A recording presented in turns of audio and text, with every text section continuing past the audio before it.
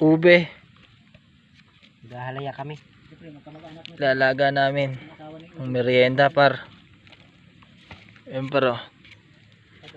Violet na violet yan par oh. Nakakuha lang namin sa gubat. Ito ang laman lupa. Ube. Ano to? Para kamag-anakan ng tungo no? Tungo tsaka ubag. Ayan. Ere yung original na ube di ba? Violet na violet yan par oh. Gawa ng juice. Ayan par. Gawa ng juice. Hindi pwedeng baguhin. Ayun par, ere na par yung ube oh. Yung binalatan namin. Pakita ko sa inyo. Ganda ano. Violet na violet oh. Mailaga mamaya par. Ang merienda. Laga na. Ay, sabay yan. Laga na kayo natin. Pwede rin.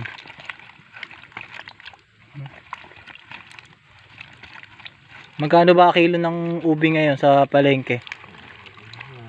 Mahal siguro ano? 120 siguro. Kilo. 120 mga ganun. No?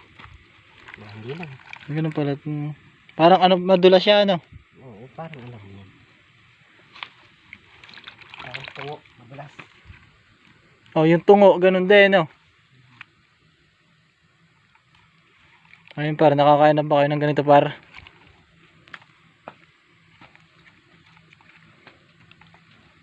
Merienda.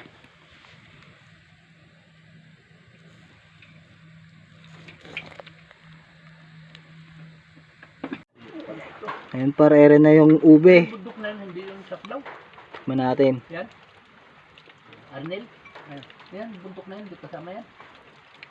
Ay, ito lang, kabila na ito. Asa na pa yung turongisan? Ayan, yung may na, yung, yan, ayan, turongisan nyo, pabaya ba? Tulong ulit lang yun, no?